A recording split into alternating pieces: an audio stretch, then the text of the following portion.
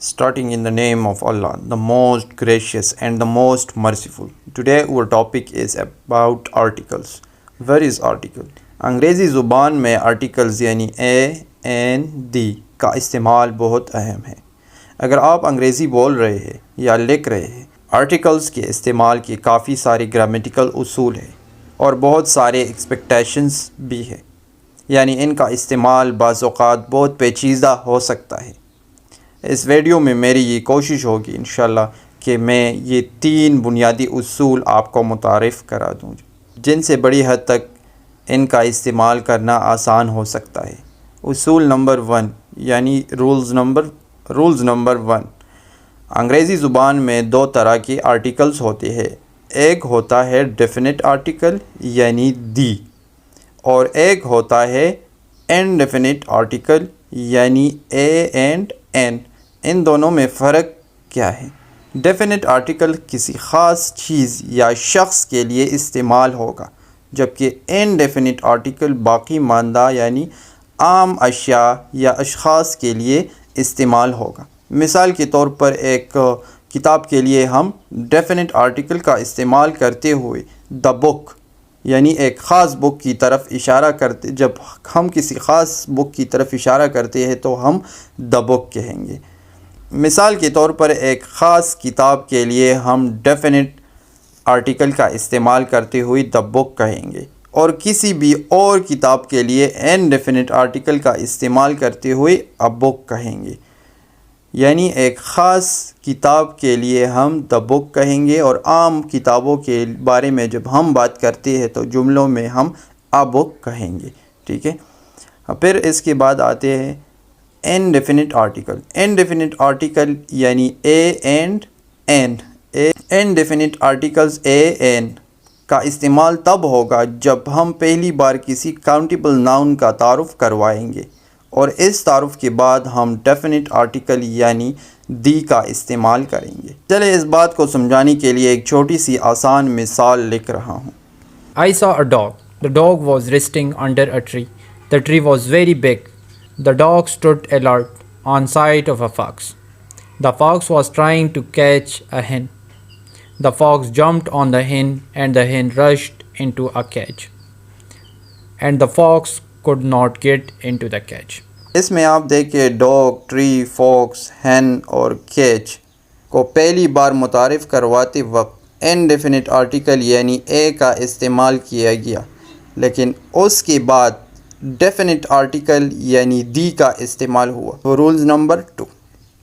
جب ناؤن ایک خاص، اسپیشل یا یونیک ہو تو اس کے ساتھ بھی ڈیفینٹ آرٹیکل یعنی دی کا استعمال ہوگا، جیسے the queen of England, the sun, the moon etcetera. لیکن اگر ایک بندے کا تعارف کروانا ہو جیسے کہ ہی از دا جنرل مینیجر، تو بھی دی کا استعمال ہوگا. لیکن سیاق و سباق بھی ایک ناؤن کو یونیک بنا سکتا ہے، جیسا کہ a car crashed into a wall, the driver remained safe. A car crashed into a wall, the driver remained safe. اب اس مثال میں ڈرائیور کو ایک خاص یعنی اسپیشل بندہ نہیں ہے، لیکن چونکہ ایک کار کو ایک ہی ڈرائیور چلا رہا ہے تو اس طرح وہ ایک یونیک ناؤن ہوا، اسی لیے اس کے ساتھ دی کا استعمال ہوگا.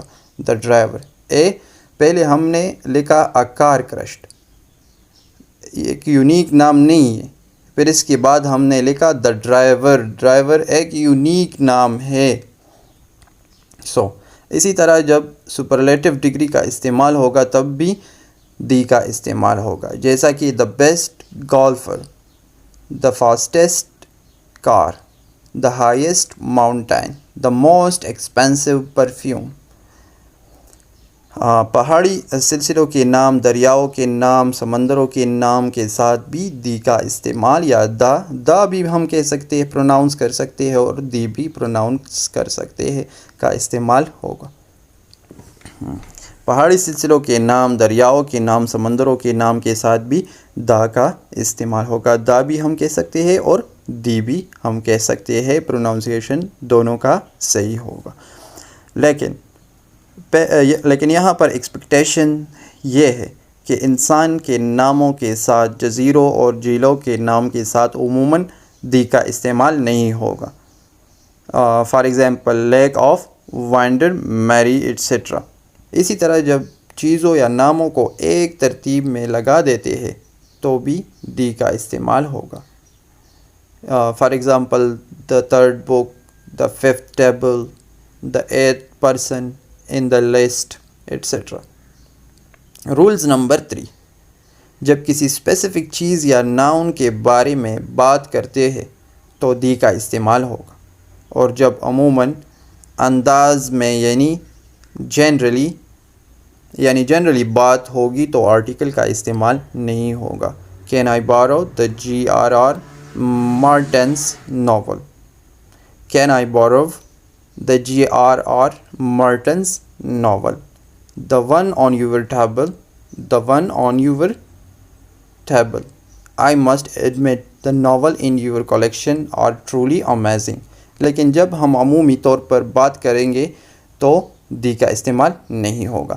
I like to read the novels. I like to read novels. ہم اس طرح کہیں گے، دی پھر نہیں کہیں گے اس میں. I do not have novels. I want to read novels. بے شک اس طرح کی ایکسپیکٹیشن انگریزی زبان میں آرٹیکلز کا استعمال کافی پیچیدہ بنا دیتی ہے، لیکن پریکٹس اور وقت کے ساتھ ساتھ آپ کی گریپ ان پر بہتر ہو جائے گی. ایک ویڈیو میں تمام اصول اور امثال کو کور کرنا ناممکن ہے، اسی لیے میں ایک ویڈیو میں انشاءاللہ ایک دوسری ویڈیو میں پھر ڈیٹیل سے بھی انشاءاللہ اس پہ ایک اور ویڈیو بناؤں گا.